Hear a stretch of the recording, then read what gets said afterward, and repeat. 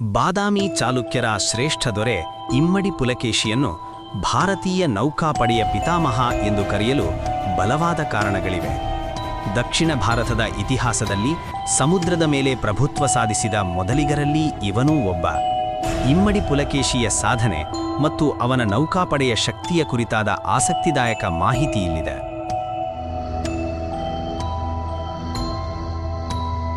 1. ನೌಕಾಪಡೆಯ ಸ್ಥಾಪನೆ ಮತ್ತು ವಿಜಯ. ಪುಲಕೇಶಿ ಕೇವಲ ಭೂಮಿಯ ಮೇಲೆ ಯುದ್ಧ ಮಾಡಲಿಲ್ಲ, ಅರಬ್ಬಿ ಸಮುದ್ರದ ಮೇಲೆಯೂ ತನ್ನ ಆಳ್ವಿಕೆಯನ್ನು ವಿಸ್ತರಿಸಿದನು. ಪುರಿ, ಮುಂಬೈ ಸಮೀಪ, ಮುತ್ತಿಗೆ. ಕೊಂಕಣದ ಮೌರ್ಯರ ರಾಜಧಾನಿಯಾಗಿದ್ದ ಪುರಿಯನ್ನು ಗೆಲ್ಲಲು ಪುಲಕೇಶಿ 100 ಹಡಗುಗಳ ಮೂಲಕ ದಾಳಿ ಮಾಡಿದನು. ಐಹೊಳೆ ಶಾಸನವು ಇದನ್ನು 100 ಹಡಗುಗಳು ಸಮುದ್ರದಲ್ಲಿ ಆನೆಗಳಂತೆ ತೇಲುತ್ತಿದ್ದವು ಎಂದು ವರ್ಣಿಸುತ್ತದೆ. ಪಶ್ಚಿಮ ಕರಾವಳಿಯ ರಕ್ಷಣೆ. ಗುಜರಾತ್ನಿಂದ ಕೇರಳದವರೆಗೆ ಪಶ್ಚಿಮ ಕರಾವಳಿಯನ್ನು ತನ್ನ ಹತೋಟಿಗೆ ತಂದುಕೊಂಡು ಸಮುದ್ರ ಮಾರ್ಗದ ವ್ಯಾಪಾರವನ್ನು ಸುರಕ್ಷಿತಗೊಳಿಸಿದನು. 2. ಅಂತಾರಾಷ್ಟ್ರೀಯ ಸಂಬಂಧಗಳು. ಪರ್ಷಿಯಾ ರಾಯಭಾರ.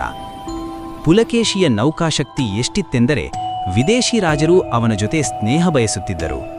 ಪರ್ಷಿಯಾದ, ಅಂದರೆ ಇಂದಿನ ಇರಾನ್ನ ರಾಜ 2ನೇ ಖುಸ್ರು ಪುಲಕೇಶಿಯ ಆಸ್ಥಾನಕ್ಕೆ ತನ್ನ ರಾಯಭಾರಿಗಳನ್ನು ಕಳುಹಿಸಿದನು. ಅಜಂತಾ ಗುಹೆಯ ವರ್ಣಚಿತ್ರಗಳಲ್ಲಿ ಪರ್ಷಿಯನ್ ರಾಯಭಾರಿಗಳು ಪುಲಕೇಶಿಯನ್ನು ಭೇಟಿ ಮಾಡುತ್ತಿರುವ ದೃಶ್ಯವನ್ನು ಇಂದಿಗೂ ನೋಡಬಹುದು. ಇದು ಅಂದು ಭಾರತಕ್ಕೆ ಇದ್ದ ನೌಕಾ ಮತ್ತು ವ್ಯಾಪಾರ ಸಂಪರ್ಕಕ್ಕೆ ಸಾಕ್ಷಿ. 3. ನರ್ಮದಾ ನದಿ ತೀರದ ಐತಿಹಾಸಿಕ ಯುದ್ಧ. ಪುಲಕೇಶಿಯ ಅತಿದೊಡ್ಡ ಸಾಧನೆ ಎಂದರೆ ಉತ್ತರ ಭಾರತದ ಚಕ್ರವರ್ತಿ ಹರ್ಷವರ್ಧನನನ್ನು ಸೋಲಿಸಿದ್ದು. ಹರ್ಷವರ್ಧನನು ದಕ್ಷಿಣದತ್ತ ದಂಡೆತ್ತಿ ಬಂದಾಗ ಪುಲಕೇಶಿ ತನ್ನ ಸೇನೆಯ ಮೂಲಕ ಅವನನ್ನು ನರ್ಮದಾ ನದಿಯ ದಡದಲ್ಲಿ ತಡೆದು ಸೋಲಿಸಿದನು. ಈ ವಿಜಯದ ನಂತರ ಪುಲಕೇಶಿಗೆ ಪರಮೇಶ್ವರ ಮತ್ತು ದಕ್ಷಿಣಾಪಥೇಶ್ವರ ಎಂಬ ಬಿರುದುಗಳು ಬಂದವು.